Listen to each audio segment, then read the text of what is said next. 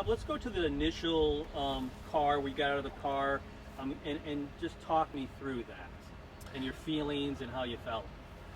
Well, once I got the call back from dispatch that the individual, it was an approach with caution because of TRO, I think they said, or temporary restraining order or something. So somebody might have been violent. I was a little bit nervous, so that's why when I got out, I was taken by complete surprise when he got out as quickly as he did.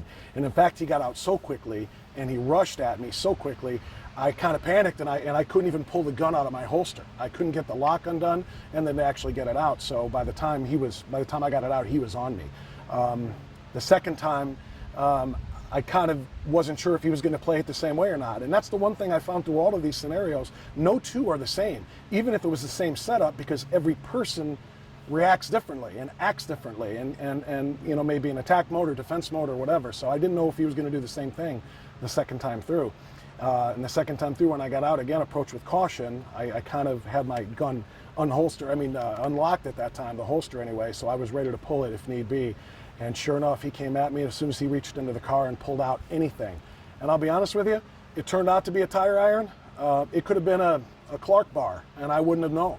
But I wasn't going to take any chances because I can't wait to find out, hey, it was a gun, and end up, you know, not going home to my family. So, you know, you're just so on edge because you don't know what their intention is, you don't know what they're reaching for, and if they defy my order to show me those hands and put your hands on top of the car, which I think I yelled, I can't even remember because it happened so fast.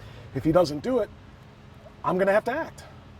That second scenario where he's sitting on the bench and you had a long dialogue with him, and then he pulled that gun out. Did you realize it was a gun when he was pulling it out, or did you just think he was reaching for something? I did not know if it was a gun, but I assumed because the more I interacted with him, the higher his volume got, the more his intensity got, the more paranoid he seemed. He seemed to think that I was coming to get him or that I was going to try to arrest him for sitting on a park bench. And the more agitated he got, the more I kind of realized when he reached for whatever he reached for, it was not with good intentions. He wasn't about to hand me a bouquet of flowers, so I wasn't going to waste time. You know, especially just given his state of heightened agitation. I wasn't going to wait and see what it was. What impressed you the most here? Was it how fast it happened? How you didn't realize what he had pulling out of his side of his car? What impressed you the most? Well, all of the above, to be honest with you. I just think the unknown is what really got to me the most. Like I said, I went through the scenario in the car with the driver that I just pulled over twice, not knowing if the same guy was going to do the same thing or not. So if I'm on the street and I'm a real cop, I have no idea what is coming, and that unknown just makes you at equal time, or at the same time, equal parts scared, but realizing you have to be assertive, you have to be in control of the situation. And when I approached the guy on the bench too, I probably got closer than I wanted to, but he was wearing a coat. It's a warm summer day. He had this long coat on. I kind of wanted to just take a little peek, see if I could see inside of his jacket, see if he's got a gun or whatever, and just to see what his intention was.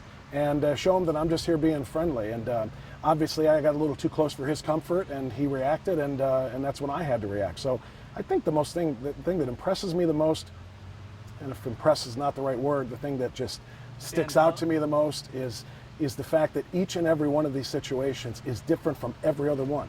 I could approach 25 different people on 25 different benches and get 25 different scenarios. And that's a scary thought because you have to be able to handle any and all of them. My last question, does this change your perspective at all of what police have to go through on the streets, or are you coming away with, well, this is what you're expecting? Yeah, it doesn't change it at all. I mean, I've talked to enough cops. I trust, and maybe it's naivete, but I trust that these guys who are going out there, I mean, I knew going up to this guy that even if I screwed this up, if he shoots me, it's going to be blue paint. And I was still nervous as heck. So if I'm a real cop and I'm coming up there, and he's not shooting blue paint, I'm going to trust these guys when they tell me that they were in fear for their life. I knew this guy couldn't hurt me, and I was still shaking in fear of just what might happen. So I absolutely have the utmost respect for what these guys do, and if they feel the need to pull their weapon, or if they feel the need to get physical, and if that means taking somebody down and putting a knee in their back and having to be physical with them to get the situation under control, they have my utmost support. because I had 1/10 of it out here, 1/100th of it out here, and I was scared. I'm not going to judge those guys.